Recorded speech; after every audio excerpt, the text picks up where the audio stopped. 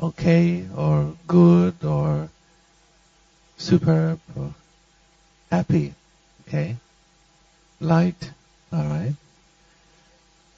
Chill. Haven't heard that one for a while. Cool.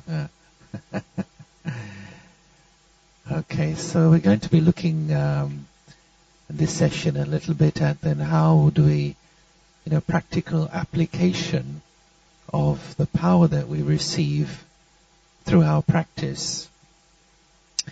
And of course, the way to measure your personal progress, your spiritual progress, is how you handle yourself, how you manage your relationships, and how you deal with situations.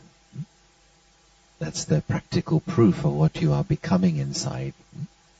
It can never be that I say my practice is good, I'm spiritually very disciplined, but in practical life I get angry and upset and stressed and hold grudges and so on.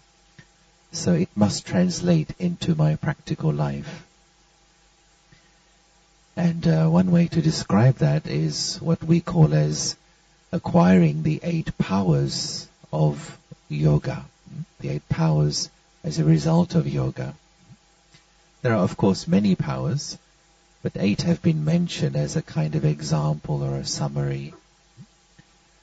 Take for example electricity. There is electricity in this room, but it has various forms. It has the form of light. It has the form of the air conditioner. It takes the form of this microphone and sound reaching you. It's all electricity, but it's being used in different ways. In the same way, the more we develop inner spiritual power, the more it will manifest in our lives in these 8 different ways, plus other ways as well. So let's start exploring what these are in brief, and then we'll go into some detail in 1 or 2 of them. So this is my attempt at drawing a flower. So let's just list what these powers are. So one here is what we call as the power to withdraw. And the example that we use, it's like a tortoise which is able to withdraw its limbs into its shell as and when it needs to. It's a remarkable creature, a tortoise. It carries its home on its back. And whenever it wants to, at a moment of danger, anytime, it just withdraws inside. So we can use this analogy for us in terms of our mind.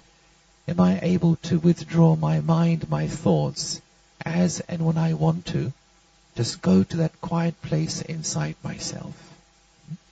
Even though there may be noise around you, or stress around you, or provocations around you, can I withdraw, just be inside, recharge my own battery?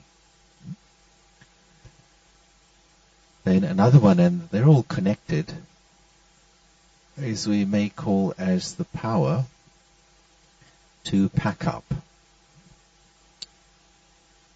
So for example, if you're traveling, as many of us are, from place to place to place, how quickly am I able to pack up my bags, my luggage, and move to the next place? Can I close things up quickly and be at the next place? Or have I left my socks in the last place, my charger, and so on? So the power to pack up my own thoughts. I'm in a situation, I've had a conversation. Can I then be present in the next situation? Pack up and be present and fully alert. And I remember hearing about one of our senior teachers. He was, when you were with her, you had 100% of her attention. Right? And when we talked to her, when we took some wise counsel from her, but the moment you left the room, she had completely forgotten you and and focused on the next person, the next thing. Like, be present, be fully present, engage with who's in front of you.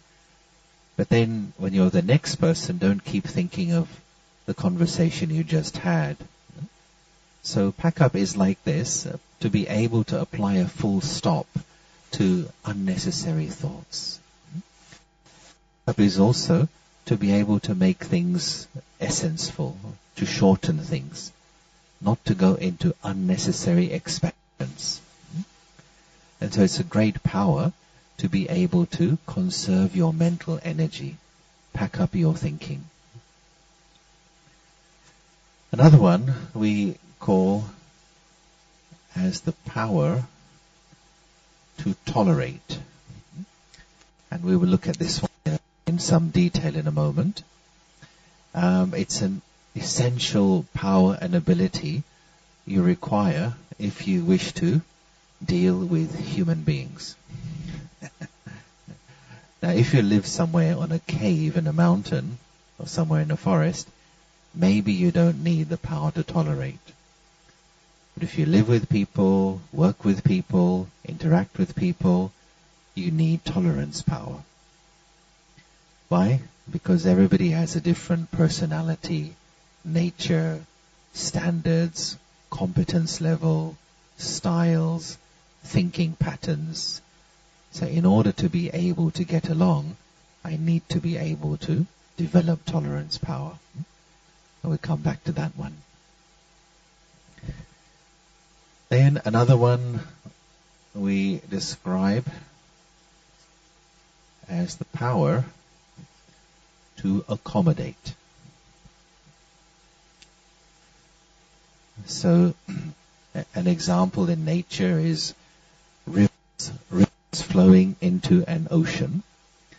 And the ocean accepts the water of the rivers, adjusts itself, is able to accommodate the water coming from the rivers. So power to accommodate is like developing a buffer zone around you.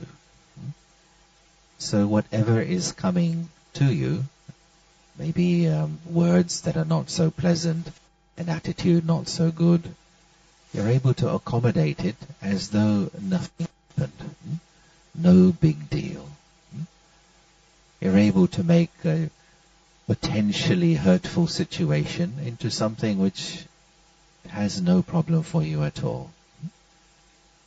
So to have such wisdom and such strength inside yourself that a person who doesn't get fazed by things. The opposite of accommodate is, of course, being very sensitive, very fragile and easily upset. So accommodation power, again, essential if you're working, dealing with other people. Another one here is the power, the ability to discern. So discernment, also known as the power to discriminate. Nowadays we don't use the word discriminate because discriminate has been hijacked as a bad word. But actually we discriminate all the time. Do you want tea or coffee? You have to discriminate. Do you want, what do you want for lunch? So it's to be able to discern between what is useful, what's not so useful. And my intellect needs to be clear. Is it still working? A little bit coming and going, no? Discernment is an essential quality for human life. To know, for example, in which situation I have to speak, when I have to be quiet. In the heat of the moment, at the spur of the moment, how should I deal with a person or a situation? Even to discern my own thoughts. If I have an idea, for example, is it really coming from a clean place inside myself? Or is it an ego-based idea? What is the energy, what is the intention behind my thoughts, my ideas, my actions? So it's very deep when you begin to apply it to your own self. And in the spiritual journey, we want to achieve freedom from these energies based on anger, fear, ego, greed. So the ability to be able to look inside myself and see my own patterns. Where is my thinking coming from? Now our two eyes are for looking outward. The third eye is for looking inward. To be able to see my own inner world. And discernment is one of the abilities of the inner eye. And then, following quite naturally from the ability to discern, is then the ability to decide, to make a decision. Again, a lot of people today find decision making very hard. What to do, what not to do. And sometimes they don't know what to say yes to, so they say yes to everything. Because of the fear of making the wrong decision. Then, by saying yes to everything, we become overloaded. So then that becomes a problem in our further life. So decision making, which direction I need to go in, what's really important to me, and to be able to have faith in my own decision making. Sometimes decisions you make will show the fruit, the result, after some time, not straight away. But there I need to have faith in understanding the process of how decisions lead to results. The next one up we call as the power to face. It means to face a challenging situation, to face even my own inadequacies, incompetencies, face my own fears. Now, what is it that enables us to develop this power to face? Well, if you think of the opposite, if I don't face something or someone, if I'm always avoiding them, it means that there is the fear of losing something. So I choose to avoid. And what the power to face is very connected with is the self-desires. I think I need to use the cable mic actually. Can you bring me the other mic, please?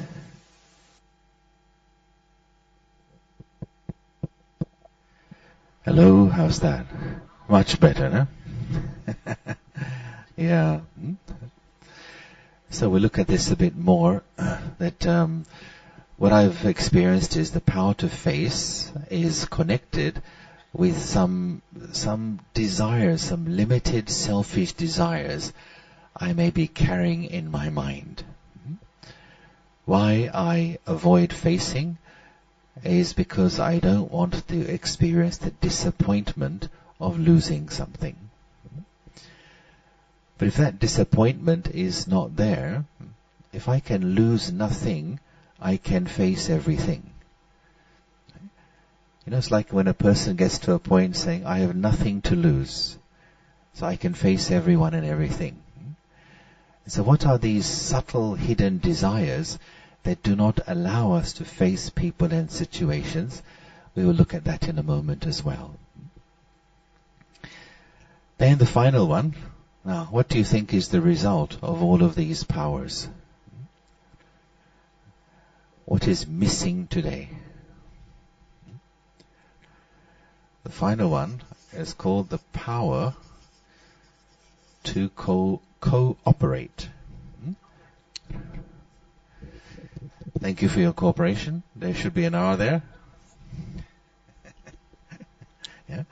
So to cooperate, to be able to operate together. As it is said, as I do some work in leadership training, team building, that to come together is a beginning, to stay together is progress, but to work together is success. Right? It's easy to come together and enjoy each other's company. But when you work together, everyone's ideas and thinking style gets emerged. So to be able to cooperate with others who have different ideas, different preferences, and not get upset, not fight, and not quarrel, that's success. To be able to cooperate with a team. Now let's look at a simple example of cooperation and good teamwork. So here's an example. 5 fingers, each slightly different shape, different size, but they cooperate. When they cooperate, you can write something. You can type on a computer. You can cook something. But if they don't cooperate, this one says, why am I here? I want to be in the middle. Why you put me here? I should be over there. I'm tired of this. If they're fighting with each other, then you cannot use the hand. So our body is an amazing example of cooperation. Let's take another example. When we eat something, there's a whole factory involved.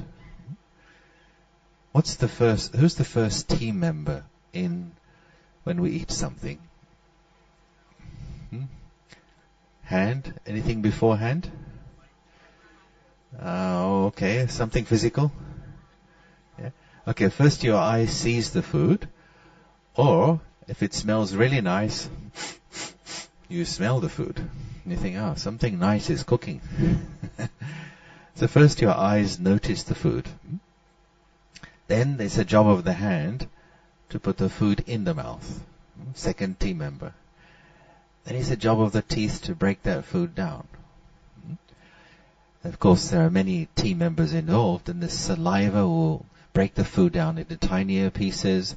It get pushed down the alimentary canal. It'll enter the stomach. The stomach acids will break the food down into even tinier pieces. And then the blood says, okay, my job now. And the blood will distribute the energy to the various organs. So why we eat is to get the energy, the nourishment to support our organs. So there's a whole teamwork involved. It's all cooperation. But if one team member says, I'm not doing my job today, not interested, it's my day off today. As the teeth say, not playing today. And the whole system breaks down. So sometimes when you cooperate, sometimes you're the number 1 in a team.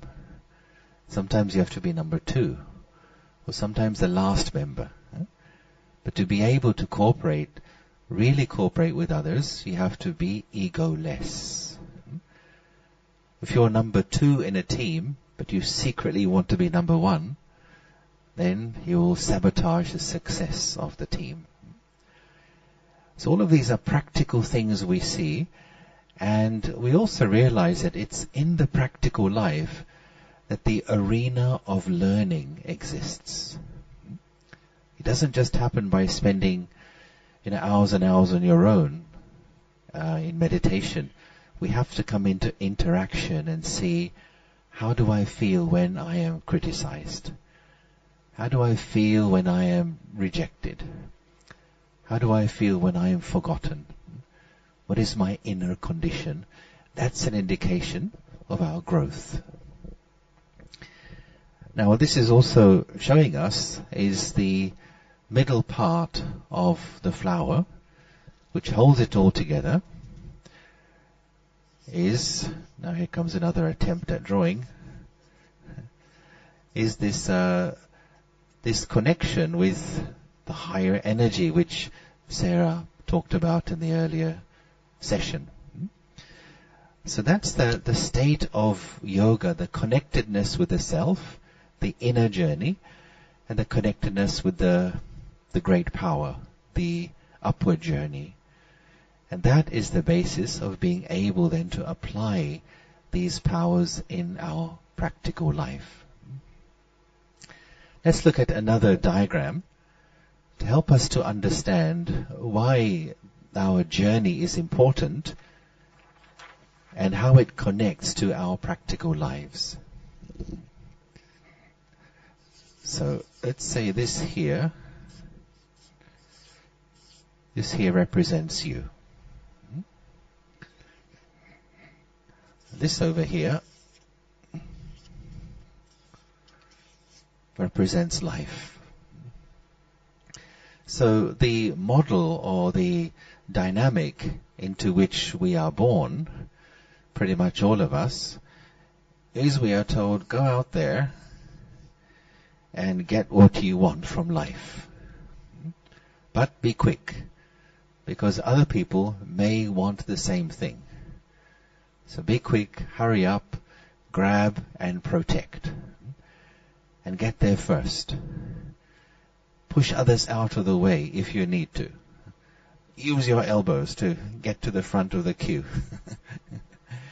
So this is the dynamic that we are pretty much born in this world. And that is called using the principle of force. So I am using energy of force to get what I want. And if you use that energy of force in your life, your work, your relationships, you may get some success, but probably you'll also create some enemies. There will also be a certain amount of stress generated. There'll be winners and losers, there'll be competition, and all the silly games that go on. But as we come onto the spiritual path, we give importance to meditation, to our inner journey and our upward journey, then we acknowledge that there is more to life than just this rat race. You've heard the phrase, the rat race. The only problem with the rat race is even if you win, you're still a rat. You're just king rat, that's all. But when we acknowledge that there is another energy here, and some may even call this their higher values, or their higher self, or some may use the word the source of goodness, the benevolent source, the great light, the universal love, all the terms Sarah used earlier. Then what happens here is when you begin to make a mind connection with the source, something begins to happen. When you connect in meditation with this source of goodness and truth and love, it will have an impact upon the life around you. That's the magic. This will begin to have an effect on life around you. Higher energy will influence the lower energy. And life will begin to bring to you what you really deep down want. In other words, you become magnetized. This here is living with the principle not of force, but rather the principle of power. Force, I'm trying to make things happen according to my desire. Power, I connect with a divine source that influences life around me, and what I really deep down want will begin to come to me by itself. Life begins to cooperate. That's why it is said one who is a true yogi doesn't have to ask for cooperation. It comes by itself.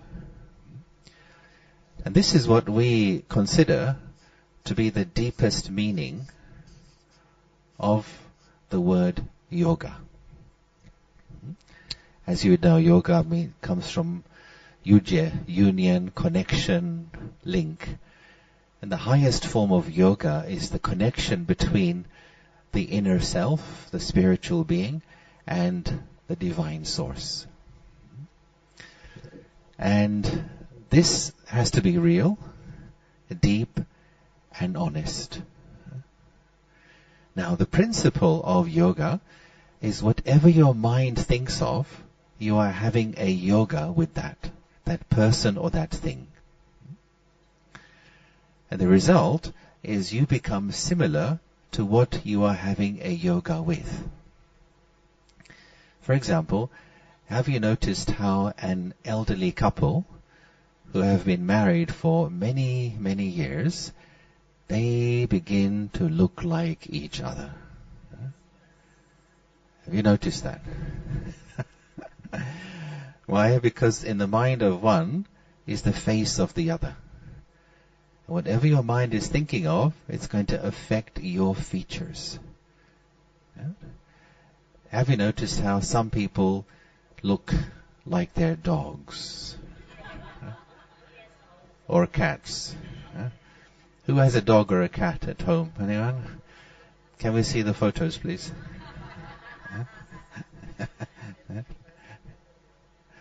Yeah, this is how powerful the mind is. Whatever is in your mind is going to affect you and your features. So here we're saying, if I connect my mind with the source of all goodness, beauty, peace, divinity, love, those abilities will also flow in me. And if they flow into me, they will flow out of me as well. And these 8 powers will be visible in my life. Because to tolerate, to face, to cooperate, you can't just do it by reading about it. It takes strength. It's how you measure your strength is by these things. So where that strength comes from our inner meditations and our connecting with the source. So let's look at one of these powers a little bit more, and that is the ability to tolerate. Because I think for many of us, we all have to tolerate every day. And 3 main things we all have to tolerate. You have to tolerate yourself. You have to tolerate other people. And you have to tolerate situations and circumstances. Big subject to look into. But let's just click on one of them for now. That is tolerating other people. Now, what do you think about humans? Do you like them or not? Well, of course, sometimes you have to be with someone whose thinking style or personality is opposite to yours. Someone, even, the working style, somebody works very fast, you like to be slow and methodical. You like to be systematic and a little bit serious. Somebody else makes a joke out of everything.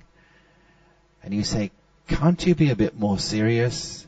And he says, lighten up, life is supposed to be fun. So, 2 opposite extremes. And people say, I can't work with this guy. But if I have tolerance power, I'll be able to create a harmony and even maybe learn from the other person. So in my experience, I have found a few examples very useful in helping to develop tolerance. One is, take the example of a statue. The example of a sculptor who's chipping away with hammer and chisel to create the statue. And with every blow of the hammer, the statue is becoming more beautiful. If the statue can tolerate the blows of the hammer, it's becoming more rounded. So when I have faced or had to be or work with people who kind of really pushed my buttons, had to tolerate, I remembered, this is making me more beautiful inside. Right? This is chipping away at my ego and is bringing me to my true inner spiritual self. That analogy changed the game for me, changed the context. And I began to welcome the blows of the hammer. Hammer away, hit me more. And a second great example is how a diamond is created. Now, a diamond is a very beautiful thing, but it has to withstand great pressures in the earth to become a diamond. As they say, a diamond is a piece of coal who coped well under stress. So too, when you're feeling the pressure of some person or some situation, if I can remember this is making me, my personality into a diamond, helps you to tolerate the situation. This phrase is very useful. Make your personality like a diamond. So as we said, on the one hand, a diamond is a very beautiful thing. Any person who holds a diamond, young, old, educated, uneducated, would say it's a great creation of nature.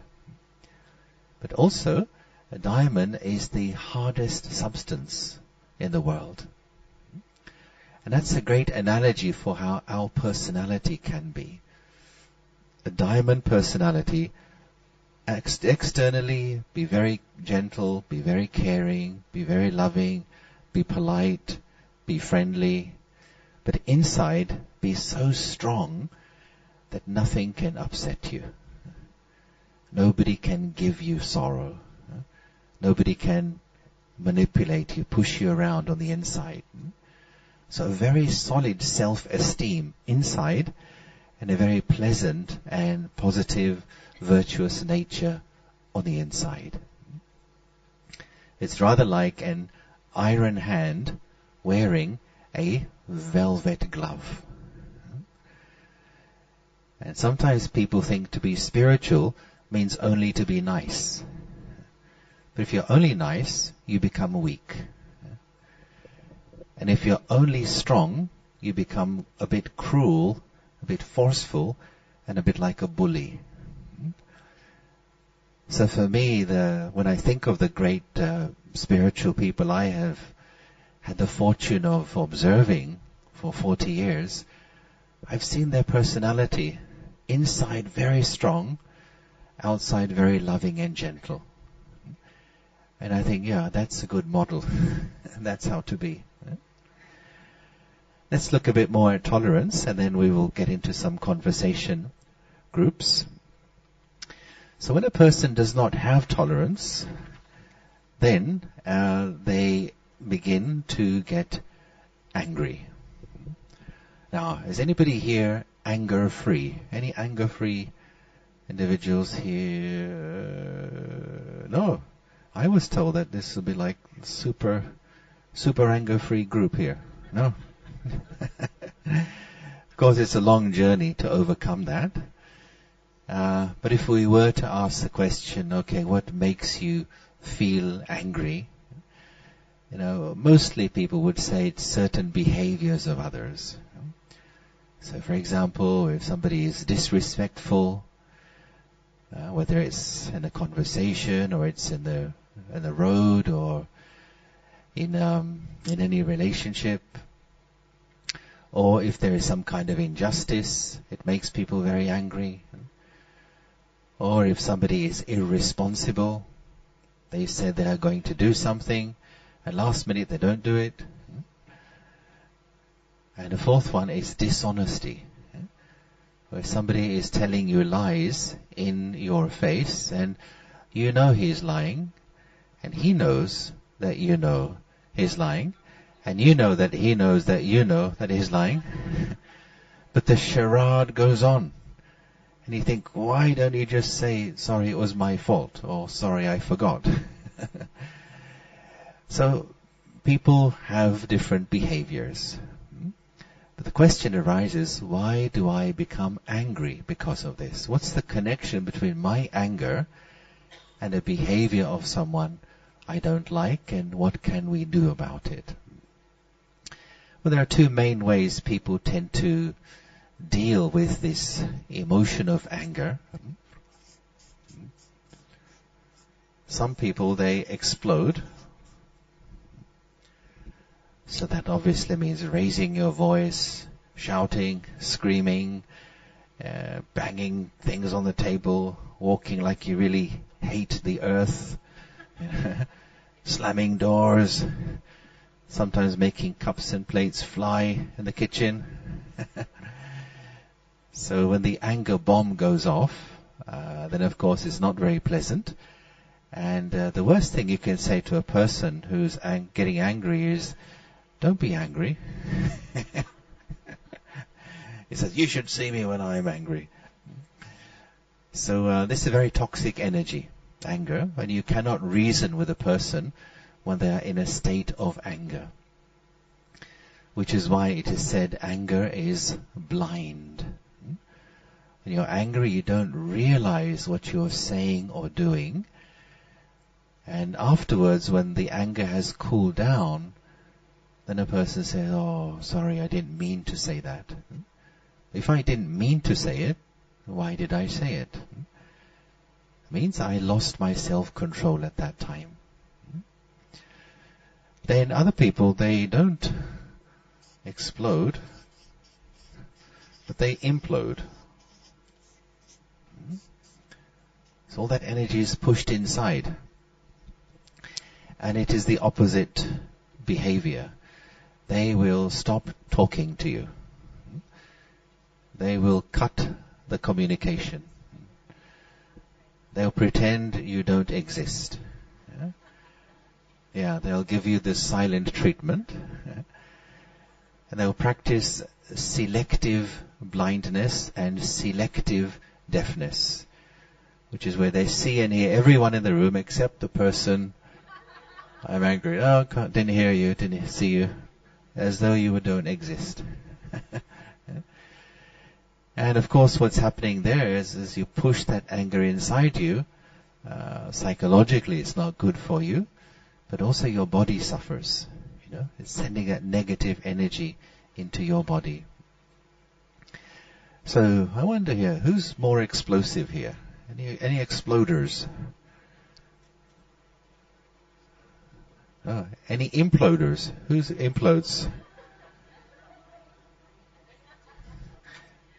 And those who didn't put their hands up, it means you're anger free. Huh? See, we're dairy free, gluten free, sugary. Let's be anger free as well.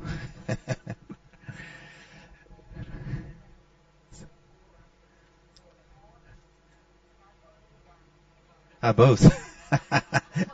How does that work? Exploding and imploding same time. Yeah. Of course, anger manifests in different ways. It can be sometimes in actions it comes, which can be violence. It can be in words, but also can be in thoughts and feelings. And our interest as spiritually minded people is to be free of it, even on the thought and feeling level. That's why we're not interested in anger management. We're interested in overcoming anger. We'll look at that in a second. Ways to overcome this and develop more tolerance power. Here are two short-term methods, and then there is the one long-term method. Short-term methods could include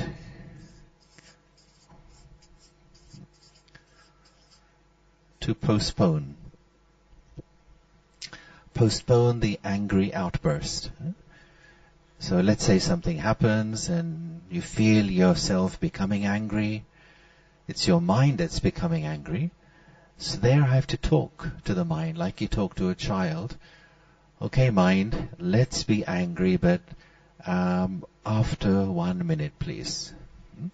So you postpone it. Then 1 minute later you say, okay, mind, now let's be angry, but can we have another 30 seconds, please? Push it further down. After 30 seconds you say, can we have another 15 seconds? So each time you postpone, what's happening is the intensity of the emotion is reducing, which gives you a chance to regain your self-control. Generally it is seen the mind does not like the word no. Just like a child doesn't like the word no. You can say yes, however. So guide the mind away. Yes, let's be angry, but a few seconds later. So this can be one short-term method to handle anger in any particular situation. Another one is what we call as to defuse the anger. Defuse, like when you defuse a bomb before it goes off. Cut the wires or disconnect the wiring. So to defuse is finding a word, a phrase, a slogan which is meaningful for you, which can just direct your thought energy away and change the perspective for you. So examples include something happens and somebody is just disrespectful to you.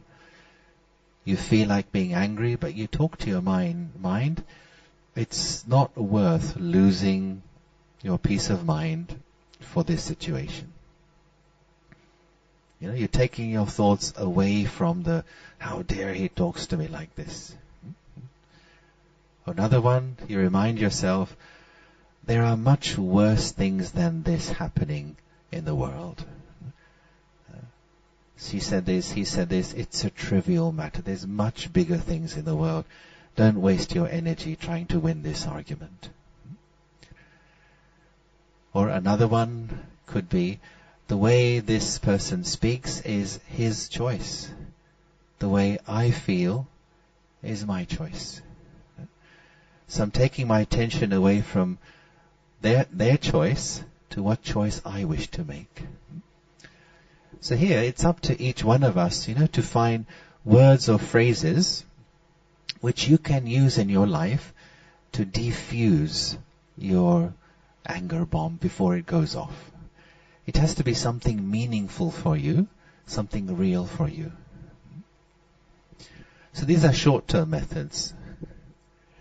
Then there is what I would call as the long-term method, which really gets to the heart of why we find it difficult to tolerate and why the anger happens. So what's the reason? What's really the reason why we become angry?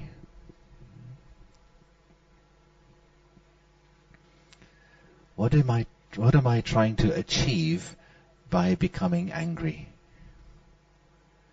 What's the intention here? Well, if we really look at it deeply, I think what is behind anger is the desire to control. That's really the core of it. And there we have to look at ourselves. What can I control? What can I not control? So this model is called the control continuum. It tells us what we have no control over, 0%, and what we have 100% control over, at least potentially. So in terms of the things which we say make me angry, what do I have no control over?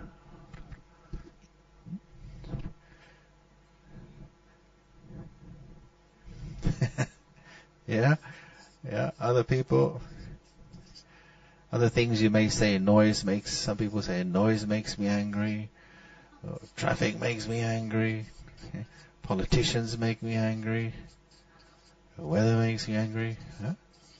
But these are things we have no control over. Okay, you can influence a person a bit, but you can't control them. But what can you control 100%, at least potentially? Sorry? Yeah, that's right. Only the things connected with you, with yourself. Which means your actions, right? Your words, your responses, eventually even your thoughts. And how to really finish this anger is shifting the desire to control from here to over here. Reminding myself I cannot control people, situations, events, but I can control my response to people, situations, events. And this is where we need to train ourselves, training ourselves to think in this way so that the anger is not generated in the first place. And as I mentioned yesterday, we have more to unlearn than we have to learn. We have learned maybe the wrong way. He, she, they are responsible for my anger. No. He, she, they do say something, but I am generating my emotions, not another person. So here is a formula, just to summarize this. A simple formula which we can remind ourselves of, especially in the heat of the moment.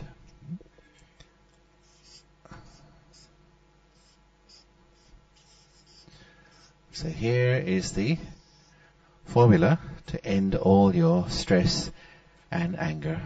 Okay, all clear?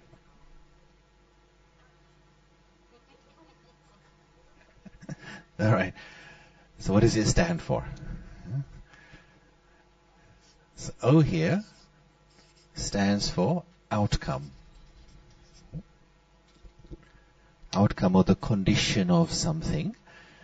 And there are two main types of outcomes in our lives. There are those we are pleased with, so no problem there. But then there are outcomes we are not pleased with. It may be a certain relationship in your life, it may be a certain condition at work, some situation. So those outcomes I am not pleased with.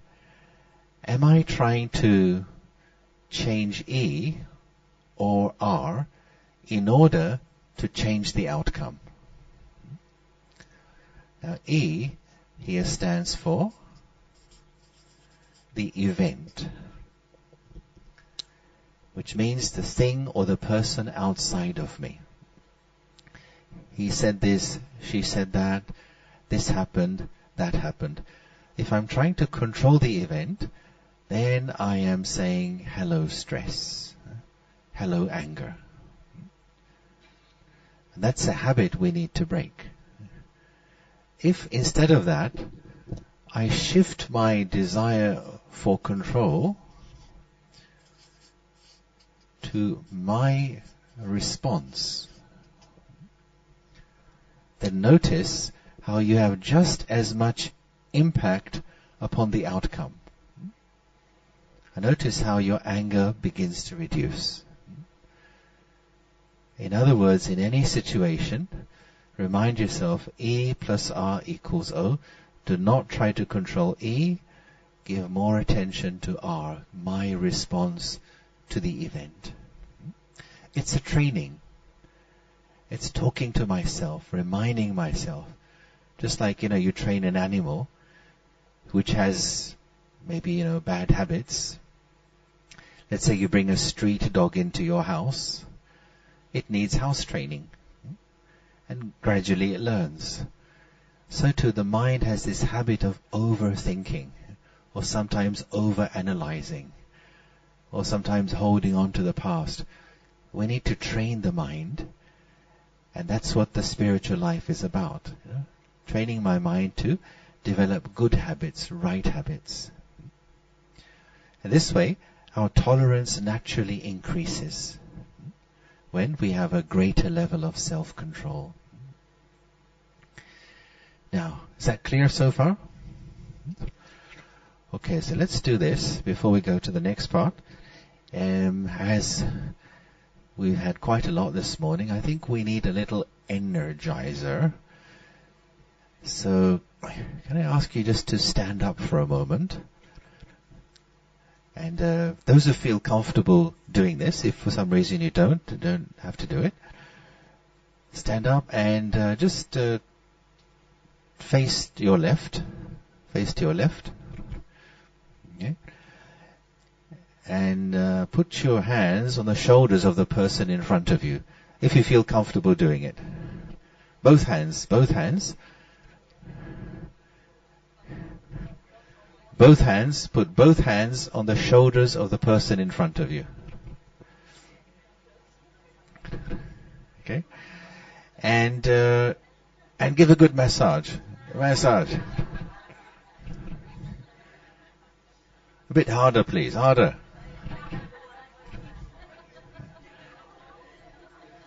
A few slaps. Few slaps.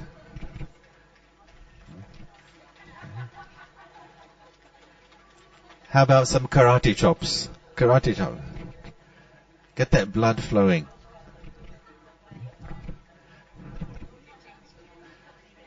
Alright, now turn the other way. And get your revenge. Get your revenge.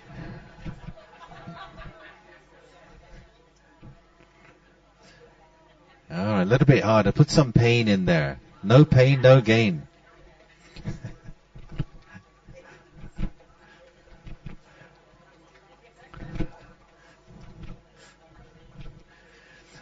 Alright, and once you've done enough, you can take your seat again.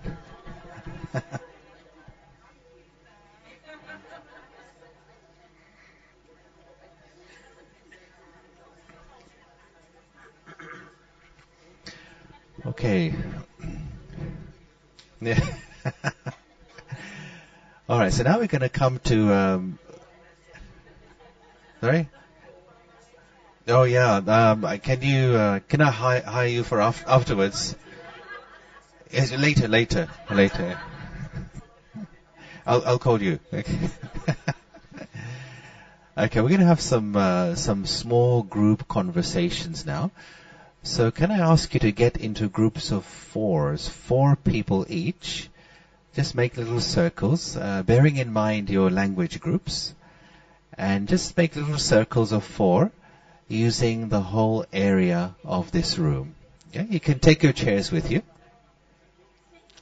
Take your chairs with you, of course. Okay, once you're seated down, I'll tell you what to do. You can move your chairs out a bit so you're not too close to the other groups. Okay. 4 or 5, but 6 is too much. 4 is best. So maybe you're too close to each other. One group can move away a little.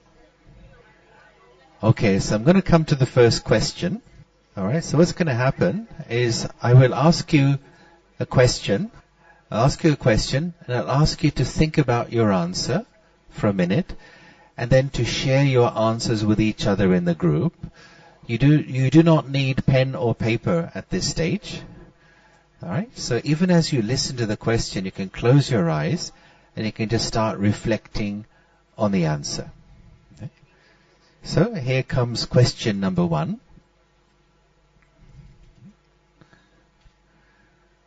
Question 1 is, think of a moment, a time in your life when you were able to tolerate something which previously you could not tolerate.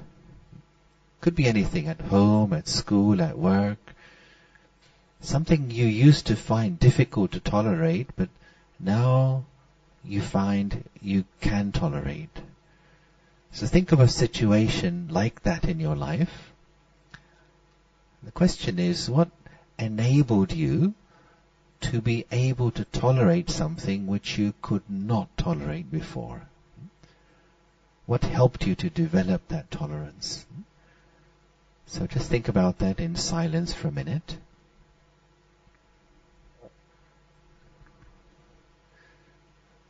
Okay, then open your eyes and share in your little groups. Okay, share with each other. And you have 8 minutes and 12 seconds.